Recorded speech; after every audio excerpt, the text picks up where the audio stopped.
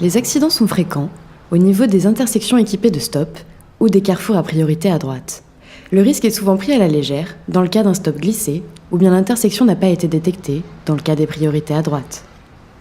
En 2016, ce ne sont pas moins de 100 000 automobilistes qui ont reçu une contravention pour avoir franchi un stop sans s'arrêter. Le non-respect d'un stop en vélo ou en trottinette est également passible d'une amende de 135 €. Nous savons tous que l'arrêt complet au stop est obligatoire. Pourtant, de nombreux conducteurs ne respectent pas cette règle. Ils ralentissent et passent sans s'arrêter, comme le conducteur de la voiture jaune. On parle d'un stop glissé. On est tenté de glisser un stop quand la voie semble libre, surtout quand on passe là tous les jours et qu'il n'y a jamais personne. Mais n'oublions pas que les stops sont situés à des intersections dangereuses et que l'arrêt complet est nécessaire pour se donner le temps d'observer toute la circulation. Rappelons que ne pas marquer l'arrêt complet est puni d'un retrait de 4 points et d'une amende de 135 €. Saviez-vous qu'à la même période, 60 personnes ont perdu la vie dans un accident au niveau des intersections régies par une priorité à droite ou par un stop ? Beaucoup de conducteurs ont l'impression d'être prioritaires lorsqu'ils circulent dans des rues larges, mais la priorité n'est pas systématique. En effet, des priorités à droite peuvent se cacher dans le paysage. Comment les reconnaître pour éviter l'accident ? Les priorités à droite sont souvent implantées dans les zones résidentielles, comme les lotissements ou les centres-villes. Elles sont en général signalées par ce panneau. Mais parfois, il n'y a ni marquage, ni panneau. Alors comment les repérer pour ne pas se faire surprendre ? Voici quelques astuces. Les indices comme l'angle du trottoir, l'espace entre les voitures garées, les habitations, les buissons doivent nous interpeller. Ils sont les signes de la présence d'une intersection. Une fois l'intersection repérée, il faut observer le marquage au sol. C'est lui qui nous indique le régime de priorité. S'il n'y a pas de marquage, c'est la règle de la priorité à droite qui s'applique.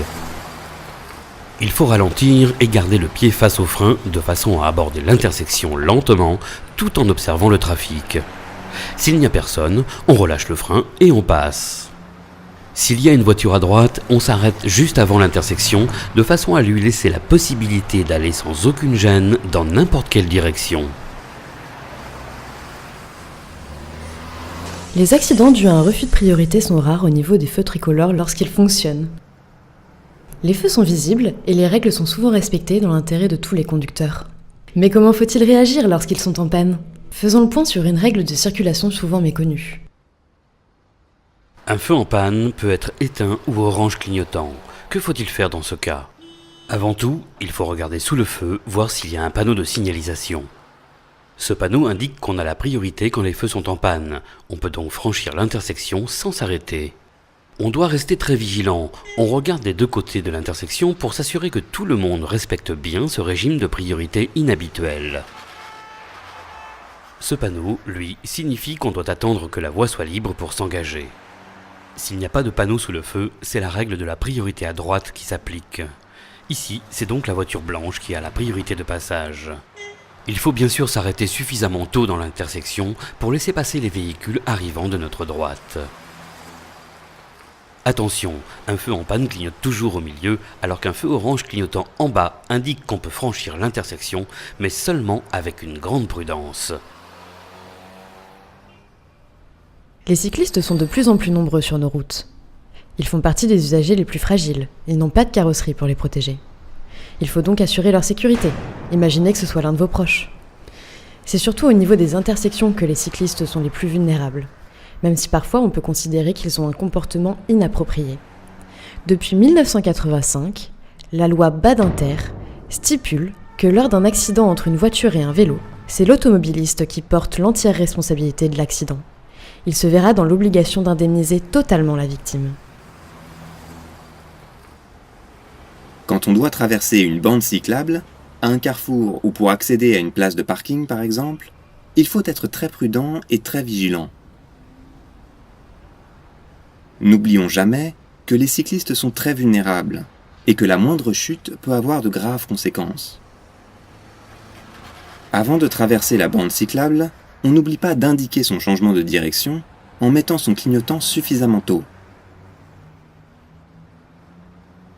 On regarde dans ses rétroviseurs et surtout, on vérifie qu'aucun vélo n'est caché dans son angle mort.